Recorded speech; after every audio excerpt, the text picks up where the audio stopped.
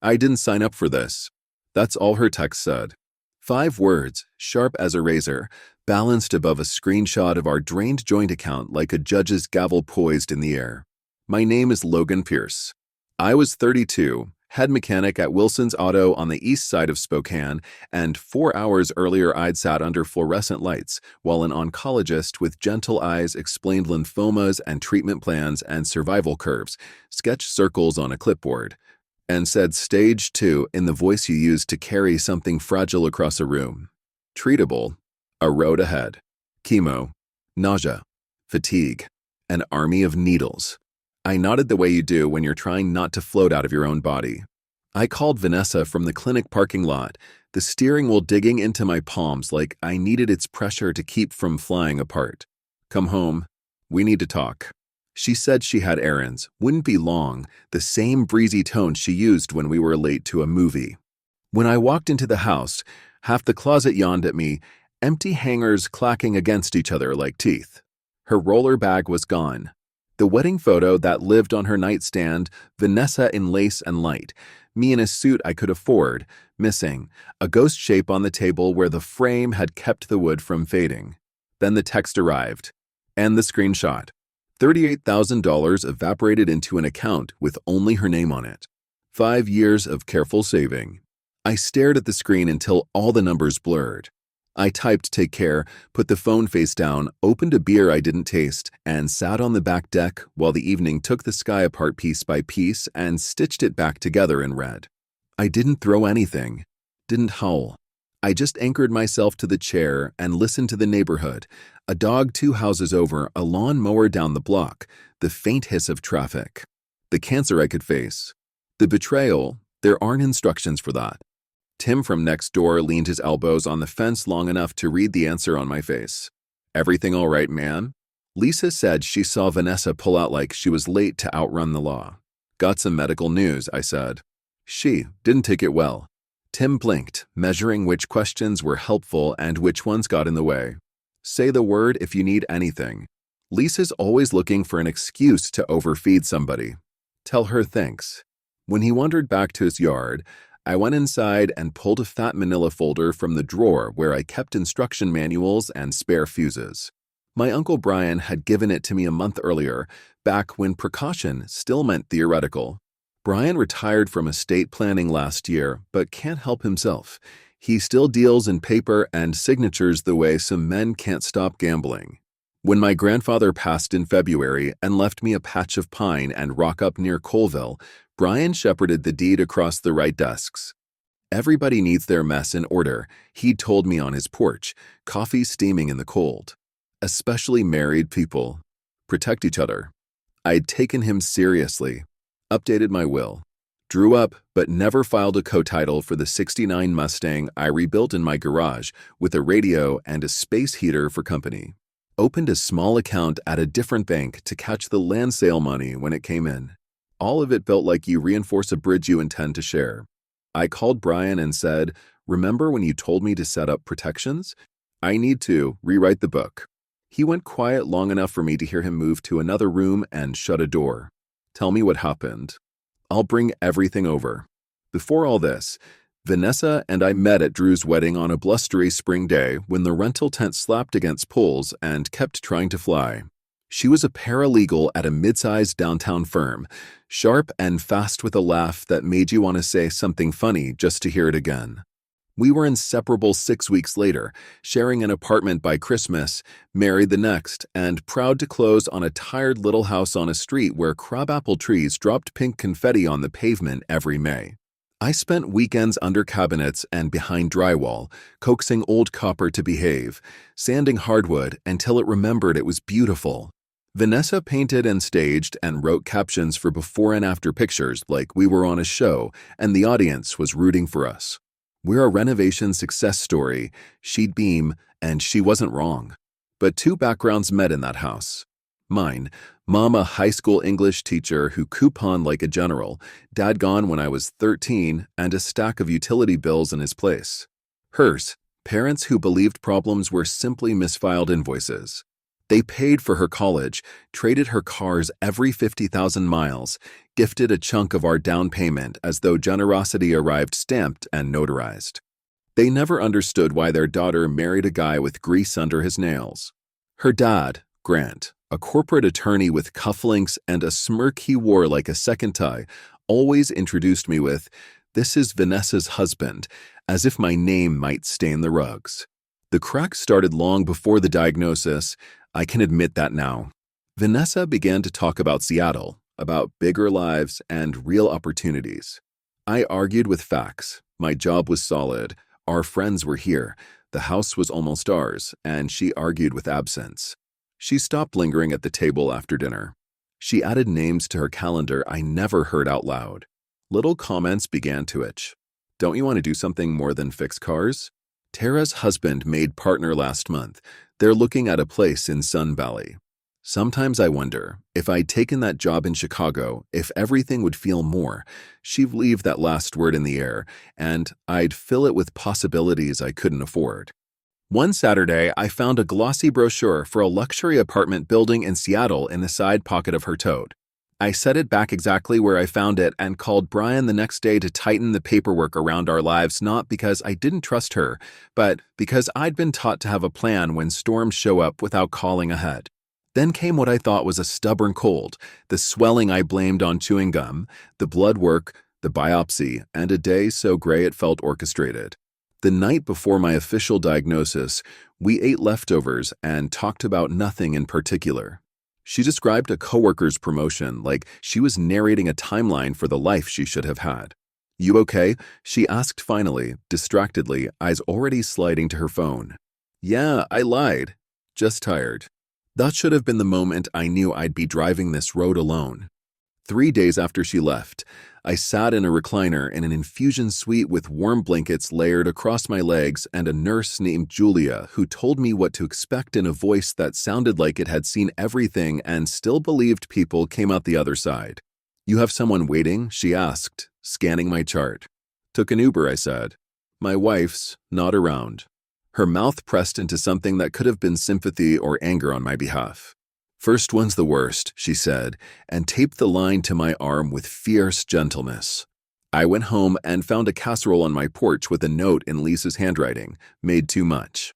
Help us out, even though everyone knows no one accidentally makes a family-sized lasagna unless they're planning to." I forked 3 bites before the nausea rose like a black tide and sent me to the bathroom floor where the tile was cool and the world was small and survivable.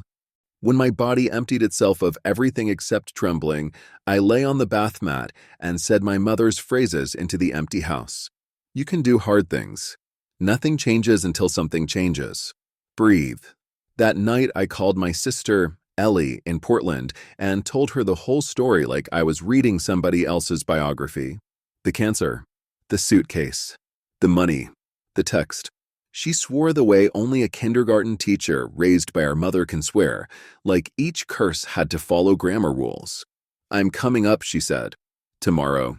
"Wait," I said. "Give me a week. I need to move some pieces first." In the morning, I called the bank and listened to a polite woman verify that the account had been emptied 40 minutes after I'd phoned Vanessa from the clinic parking lot. Before Vanessa knew stage or plan or anything beyond "Logan's sick," she logged in and vacuumed us to 0. Something inside me cooled from wounded to surgical. I took the folder to Brian's house and he made coffee and read statements in silence the way a surgeon studies a scan before telling you where to cut. "Joint account," he said finally. "Her name's on it. That's the law's blind spot." "She knew," I said. He tapped the text I'd printed, "I didn't sign up for this," with his pen. "Juries hate this sentence," he said. "So do judges.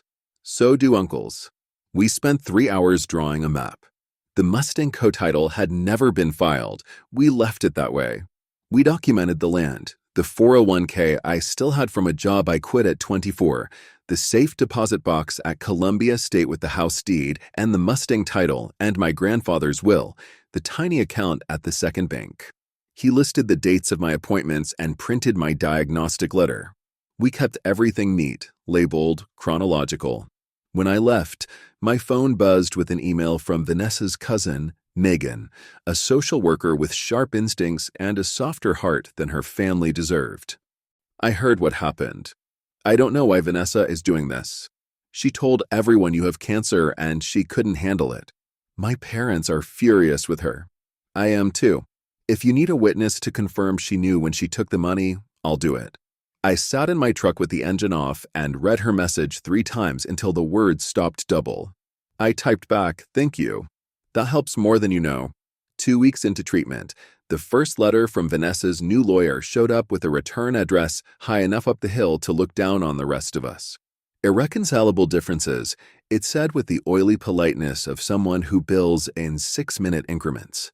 My client requests to be removed from the mortgage and asserts her right to half the equity in the marital residence. Nothing about the vanished savings. Nothing about my diagnosis. Brian read it, flared his nostrils like a bull that knows the fence can't hold him, and said, "We don't respond yet. Let her stack her mistakes tall enough for a judge to see them from the parking lot." The cancer, indifferent to legal strategy, kicked the stool out from under me during round 3. I lost 12 pounds and the mirror turned me into a man I didn't know.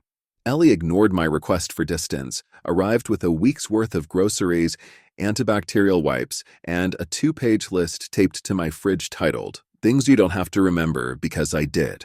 She sat in the chemo suite with me and knitted lopsided scarves that grew and grew while we told each other stories we already knew. The day before she left, another letter arrived, this one thicker with threats about equitable distribution and spousal entitlements, the kind of phrases that spider across your skin because they sound like fairness wearing someone else's face. She steals everything and then calls it fairness?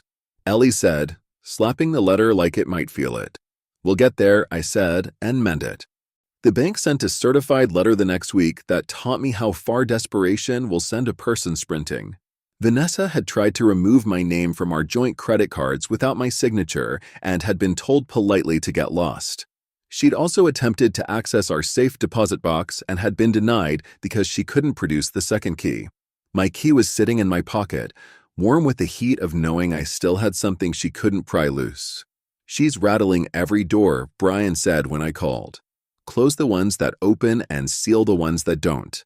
I took the morning off and, even though every step felt like walking underwater, closed the old safe deposit box and opened a new one in my name only.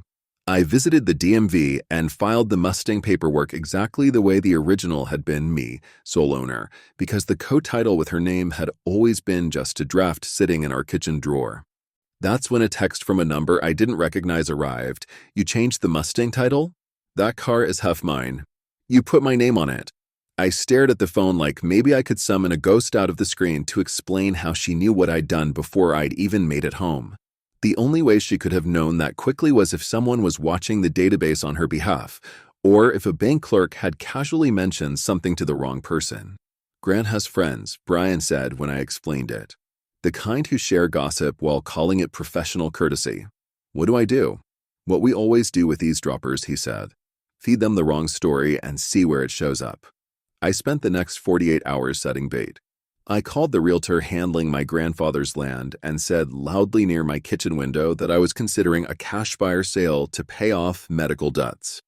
I called the investment firm holding my 401k and asked about early withdrawals, penalties, whether the check could be overnight if I needed it to pay chemotherapy bills. I made sure both calls could be overheard if someone was sitting in a car on our street or if someone with access to the right systems was reading the right notes. 2 days later, Vanessa's attorney's tone shifted from confident to urgent. A new letter arrived demanding fair distribution of any proceeds derived from inherited real property and asserting a claim on all retirement assets. Brian smiled with all his teeth. "Bingo," he said. "Now we know which walls have ears." The next infusion found me in the chair next to a retired lineman with a Seahawks blanket and stories that took both of us out of our bodies for an hour at a time. On my way out, a silver BMW idled at the curb, driver's window lowering like a lid on a pot. Grant, in a charcoal suit and a watch the size of a compass, peered at me like I was a fork left in the wrong drawer. "Logan, you look unwell." "Cancer will do that," I said. "Why are you parked outside the oncology clinic?" Vanessa is concerned, he said, employing the tone he probably used with junior associates who'd misfiled their first motion. She says you're being unreasonable. Is that what the firm is calling theft these days? Let's be adults, he sighed. Fine. Vanessa regrets the way she left. But she's entitled to an equitable share. Be practical. You can't afford a long legal battle. And there it was. The assumption that the man with the 4 bruises and thinning hair must also be broke, desperate, pliable. That the emptiness of a joint bank account means you are empty. They didn't know about the land, the new box at the bank, the unfiled title, the cousin who offered to testify, the folder Brian and I had built like a fortress. Tell Vanessa I'll have my response to her lawyer by Friday, I said. And stop waiting for me in hospital parking lots. It's creepy. On Thursday, I met Catherine Chin, the real estate litigator Brian recommended for her surgical precision and the way her clients end up with their keys still in their hands. She spread my life across her conference table and arranged it until the story told itself. Appointment time stamps, bank statements, the text with those 5 words, Megan's email confirming Vanessa knew when she took the money, the check stub that traced our savings into Grant and Marianne's account the day after the transfer. She took everything and tried to launder it through her parents, Catherine said, fingertips pressed together. And then she sent you a demand letter pretending money fell out of the sky. I've seen a lot. I haven't seen a case this clean in years. I don't have the energy for a circus, I said. Then we won't put on one, she said. We'll invite them for coffee, show them the bill, and tell them where to sign. Friday morning, her office emailed Vanessa's attorney our filing, a petition citing abandonment during a medical crisis, financial malfeasance, and concealment of marital assets, with exhibits labeled and indexed so neatly it looked like the inside of Brian's brain. At noon, Vanessa's attorney requested an emergency meeting. The following Monday, I wore the first button-down I'd put on in months and kept my hands flat on the table the way Catherine told me to. Vanessa walked in with Grant and the frowning lawyer, who probably had a subscription to Mahogany. Vanessa looked good, tanned, rested, like the last few months had been a sabbatical from the hard parts of being human. She didn't look at me. Her lawyer went first. We disagree with your characterizations, he said, but my client is open to an amicable settlement. This isn't a swap meet, Catherine said, not unkindly. Your client abandoned her spouse upon diagnosis, drained their accounts, attempted to hide the funds through third parties, and then demanded more. We have timestamps. We have screenshots. We have a witness ready to testify that Vanessa knew he had cancer when she took the money. We have the canceled check from your parents' account, Mr. Hartwell. Grant flinched like he'd been named in church. Vanessa shifted in her chair, the pivot of someone suddenly aware she's sitting in a room with mirrors. What do you want? Her lawyer said finally.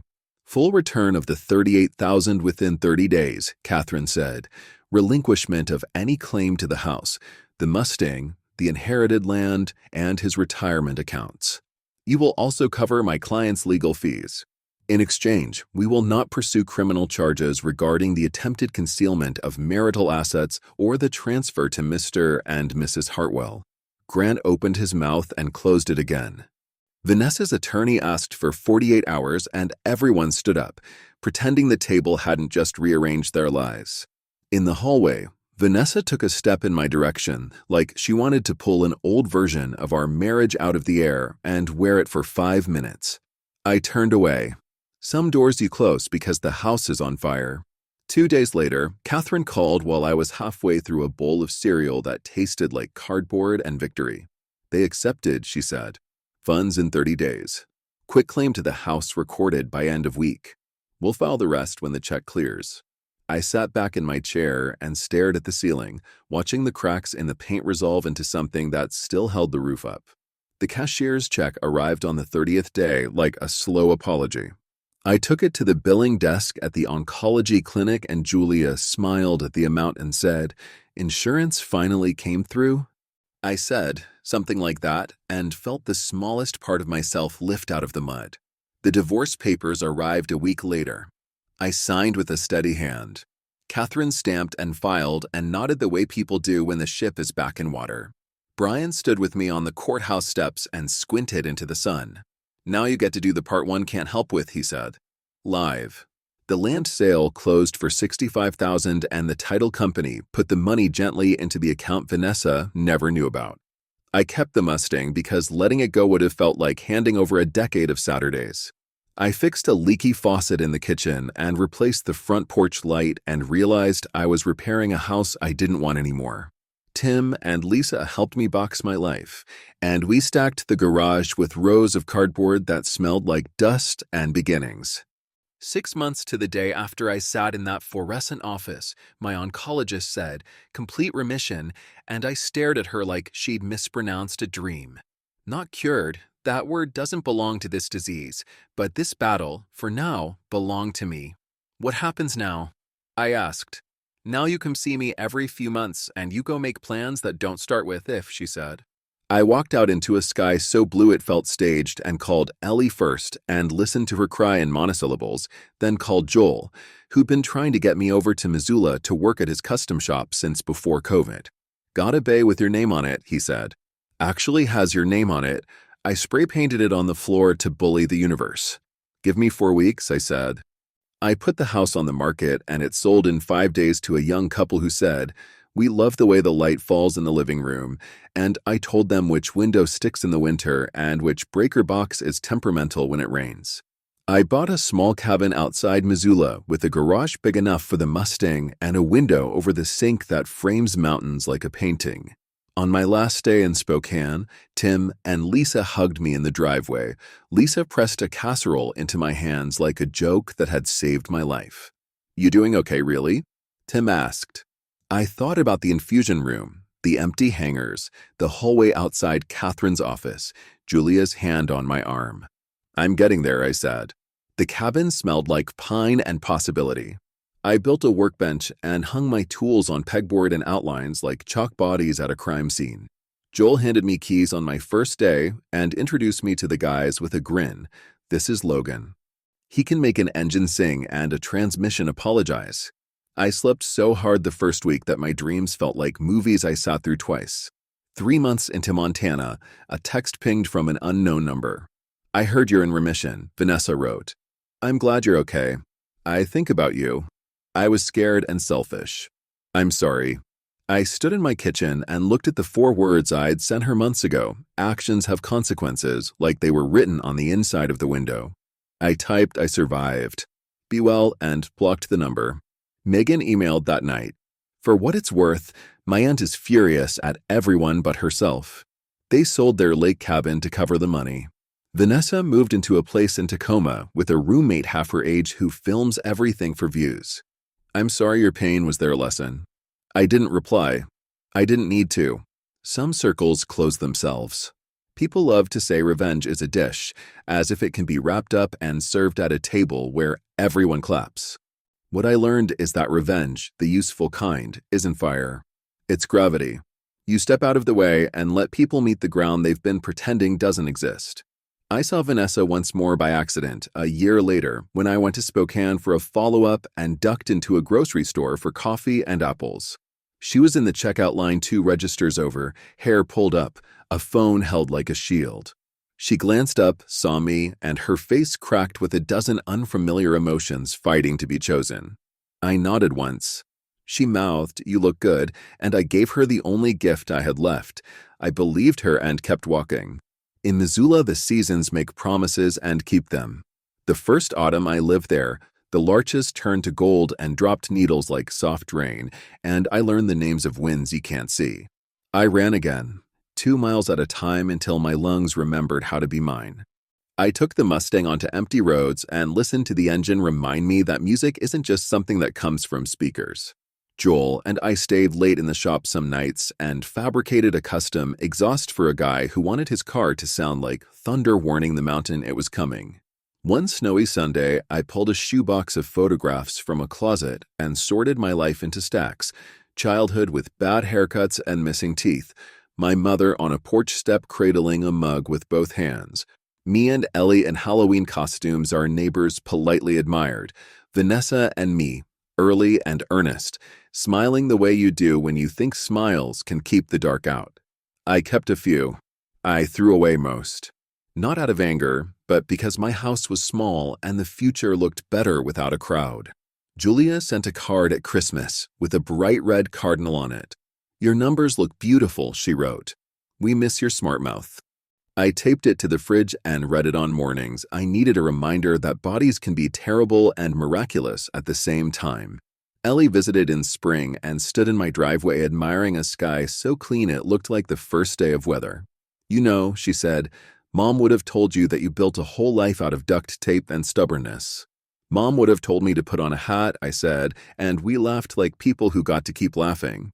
A year and a half after the text that started the avalanche, Catherine forwarded me a notice that my case was being used in a continuing legal education course on the ethics of marital assets during medical crises. "You're a lesson now," she wrote. "The good kind." I took the letter to the garage and read it out loud to the Mustang while tightening a belt that had started to squeal. "You and me," I told the car, "we're survivors with better belts." People ask sometimes if I'd take Vanessa back if she showed up crying with a soundtrack playing behind her. The answer is simple in my chest, even if it looks complicated outside of it. The man she left died on a bathroom floor, and a different man stood up. He's quieter. He repairs for a living and for a life. He knows the early signs of failure in a water pump and in a marriage, and he listens to both the way a medic listens to a chest, not for what you want to hear, but for what's actually there. I'm not interested in punishment. I'm interested in distance, in the space between who I was and who I get to be now. One evening toward the end of summer, I drove until the road became gravel and parked by a narrow river stitched with foam where it came around a bend and pretended to think about slowing. I sat on the hood and let the metal warm my hands. The light filtered through pines and turned everything into a secret worth keeping. My phone buzzed with a picture from Tim, their oldest kid grinning with a gap where a tooth used to be. "She says to tell Uncle Logan she's rich now," his message read. I told him to invest the tooth fairy money wisely, preferably in a college fund that teaches self-respect and physics. I looked up at the impossible sky and said the simplest prayer I know, borrowed from my mother and refurbished with my own tools. "Thank you for more." I didn't sign up for cancer. No one does. I didn't sign up for betrayal. No one should. But I signed up for myself again, one notarized boundary at a time, one gentle conversation with my body at a time, one long stretch of road at a time. Revenge didn't cure me. It didn't even feed me. What it did, in the right dose, was put the world back on its hinges. I got my money back. I kept my house long enough to sell it on my terms. I watched the law call Ron by its name. I learned that some people will stand next to you for the picture, and some will stand with you in the fluorescent light of bad news. I learned that casseroles are a language. That sisters are emergency contacts for your soul. That cars, when you care for them, will carry you past the last place you were hurt. Months later, I ran my palm along the Mustang's fender and thought about the day I first hauled its shell home on a flatbed, just a rusted promise with a bent frame and a history that wouldn't start. I remember taking a wrench to a seized bolt, talking to it like I talk to myself now. "You're not done just because you won't move today." I replaced the intake, flushed the lines, rewired the harness, stitched the interior until it felt like a room you'd want to sit in, and one evening it caught, sputtered, and found a rhythm. Engines don't forgive you. They just respond to what you do next. People, too. When I hear that 5-word sentence in the back of my mind, it doesn't cut anymore. It's a signpost now, pointing in the direction I decided not to walk. "I didn't sign up for this," it said. All it did was remind me to sign up for something better. And I did.